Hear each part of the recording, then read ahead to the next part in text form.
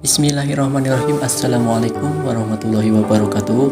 Baik, perkenalkan, nama saya Abdul Rahim dari kelas A, Prodi Pendidikan Agama Islam, YIN Palangkaraya. Baik, pada kesempatan ini saya akan membawakan sebuah materi yang sangat istimewa yang bertemakan pengertian alat kelamin menurut hukum Islam. Baik, langsung kita cus.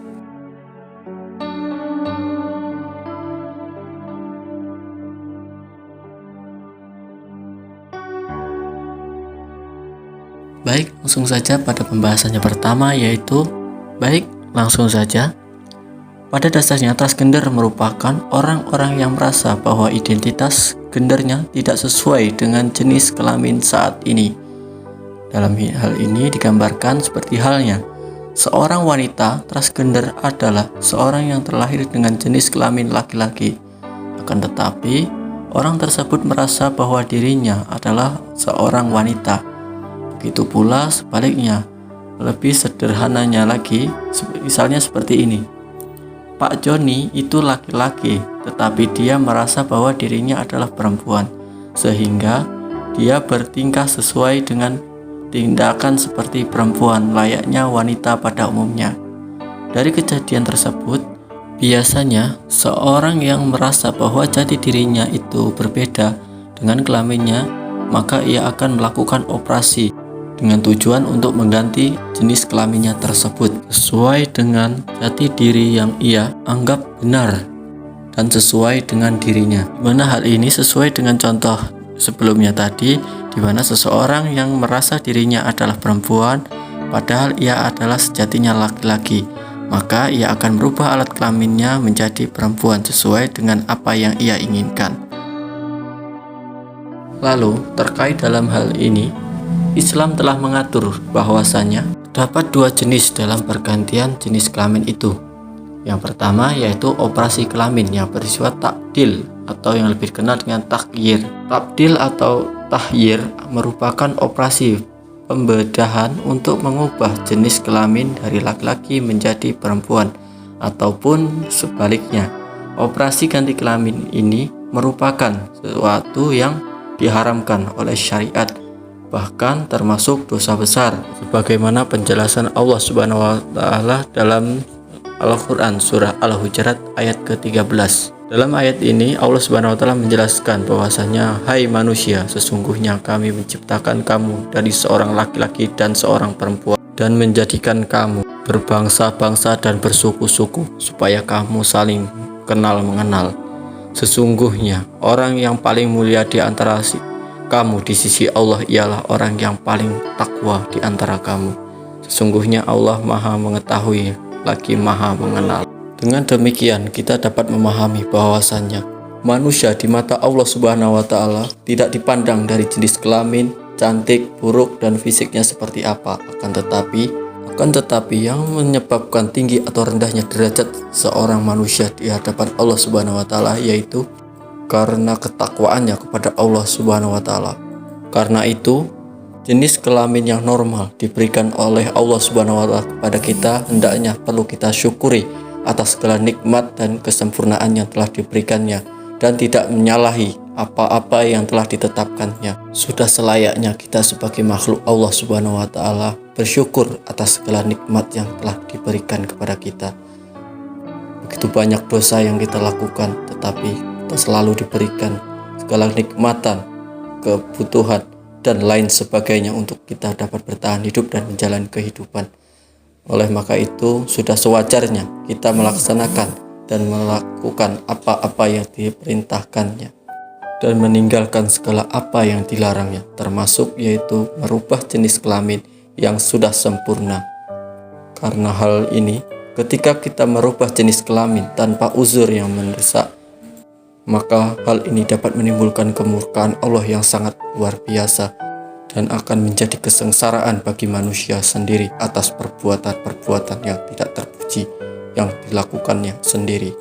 Oleh maka itu, sudah sepantasnya kita belajar dengan gigih untuk melakukan dan bertindak sebagaimana yang telah diperintahkan dan apa yang dilarangnya, dan tidak sembarangan mengikuti hawa nafsu dan keinginan semata. Terkait dalam hal ini ada beberapa hal yang perlu kita bahas.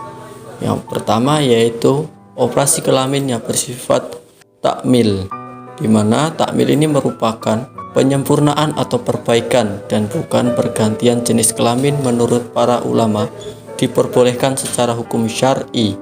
Dalam hal ini semisal saja jika kelamin seorang tidak memiliki lubang yang berfungsi untuk mengeluarkan air seni atau mani, maka hendaklah hal ini dilakukan operasi untuk memperbaiki jenis kelamin tersebut agar dapat berfungsi sebagaimana mestinya.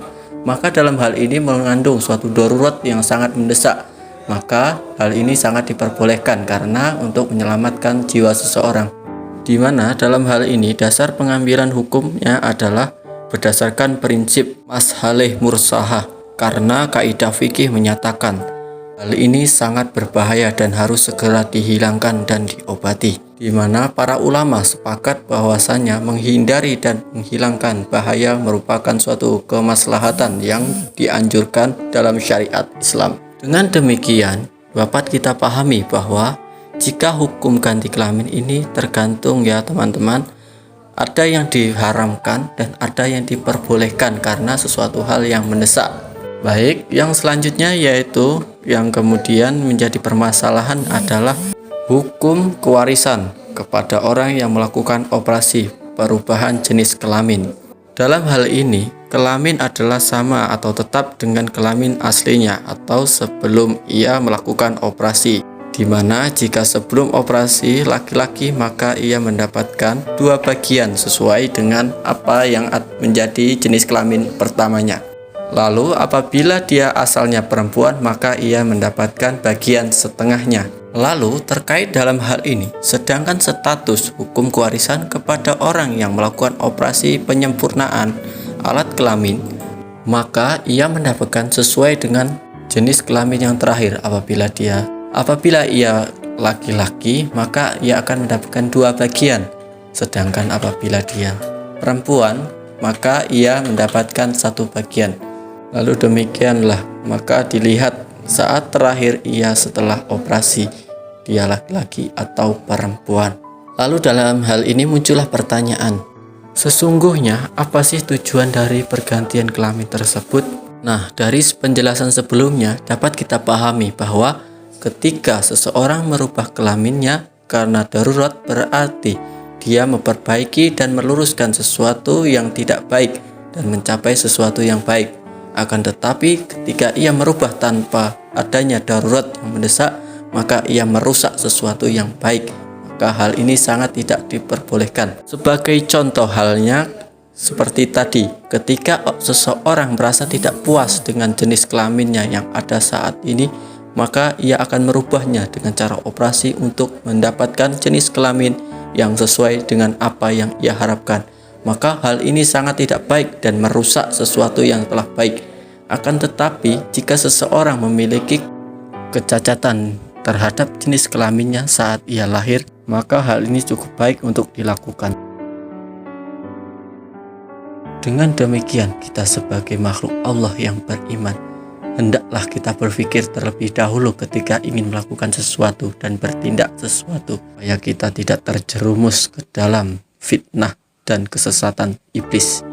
Sesungguhnya setan selalu menyesatkan manusia untuk membawa kita ke dalam neraka. Oleh maka itu, ketika ada seseorang yang ingin melakukan pergantian jenis kelamin tanpa adanya darurat yang mendesak, maka hendaknya kita sesama umat muslim untuk mengingatkan dan mengarahkan orang tersebut untuk memahami dan membawa mereka mendekat kepada Allah Subhanahu wa Ta'ala, sehingga mereka sadar apa yang akan ia lakukan adalah sesuatu yang sangat salah.